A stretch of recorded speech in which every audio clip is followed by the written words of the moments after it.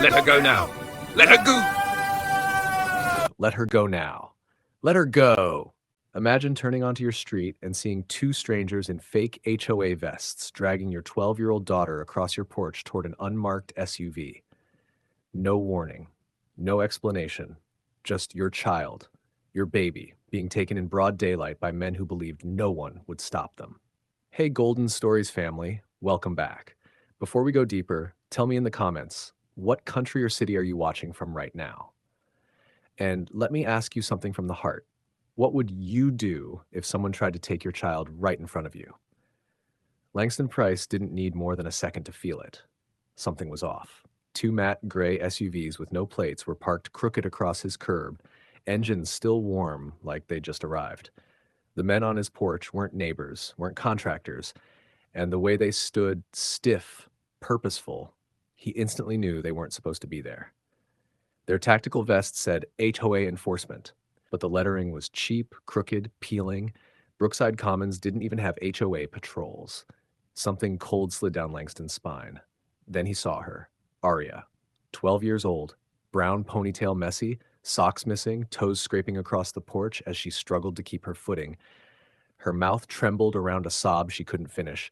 Her wrist was twisted behind her back by a man twice her size. Tears streaked her cheeks, and her eyes, those big, bright eyes, looked dull with terror, the kind of terror a child should never feel. And right then, Langston's world shrank to one thing: get to his daughter.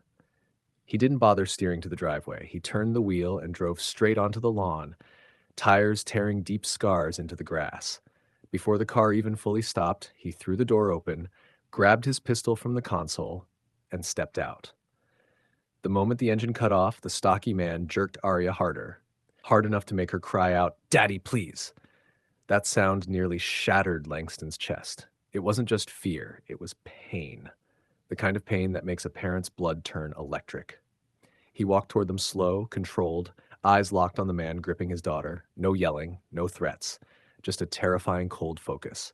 Let me ask you, if this were your child, how fast would your heart break? How far would you go? Lyle Brenner, the leaner of the two, noticed Langston's gun and reached for something clipped at his hip. His hand was fast, but Langston was faster.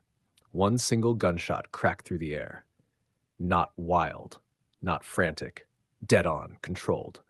The bullet tore through Lyle's forearm, sending him spinning to the ground, screaming as blood soaked through his sleeve. Brent Maddox flinched, panicked, and tightened his grip around Arya's arm. She whimpered in pain. That was the last mistake he ever made. Langston closed the gap, grabbing Brent by his vest and smashing the butt of his pistol into the man's shoulder, then his jaw. Brent collapsed, dazed, his grip on Arya finally breaking. Arya stumbled into Langston's chest and broke into quiet, shaking sobs. He pushed her behind him, never looking away from the men. "Stay behind me," he said, voice steady but filled with something raw, fear, fury, love, all pressed into one. Arya clung to the back of his shirt, trembling so hard he could feel it through the fabric. Her breath came out in short, broken gasps, each one stabbing him with guilt. Guilt that he didn't arrive sooner. Guilt that she had been afraid alone. Let me ask you, Golden Stories family, can you imagine what was going through that little girl's mind? Can you imagine the helplessness? The street was silent except for Arya's soft crying. Neighbors peeked through curtains. Some recorded. None stepped outside. But everyone witnessed exactly what happened. Then sirens began to wail, growing louder, closer, until the entire street flashed red and blue. Police cruisers screeched to a stop across the lawn. Officers jumped out with weapons drawn. Langston lifted his pistol with 2 fingers and placed it gently onto the grass before raising his hands. His face said everything. "I'm not the threat. Those men are." Detective Rowan Silva arrived moments later. Experienced eyes, calm but sharp. One glance at Brent Maddox and his face hardened. Recognition. "That one's Brent Maddox," Silva said. "He's wanted in 2 counties. Impersonation, extortion, attempted abduction." Officers searched the SUV. What they found made even the most hardened cops fall silent. Zip ties, tranquilizer darts, a stun device, bolt cutters, fake HOA forms with a forged county seal, and a folder full of addresses. Dozens of homes, dozens of families. Silva looked at Langston, voice low. "If you didn't get home when you did, your daughter wouldn't be here right now." Let me ask you, how would you react hearing that? Relief? Rage? Grief? All three? The trial moved fast. The evidence was overwhelming. Footage from neighbors showed two grown men dragging a crying child. Photos from police showed bruises on Arya's wrists, strands of her hair ripped out, blankets wrapped around her as EMTs comforted her. Detective Silva testified, "This was not confusion. This was a kidnapping attempt tied to a traveling scam. They've done it before. They would have taken her."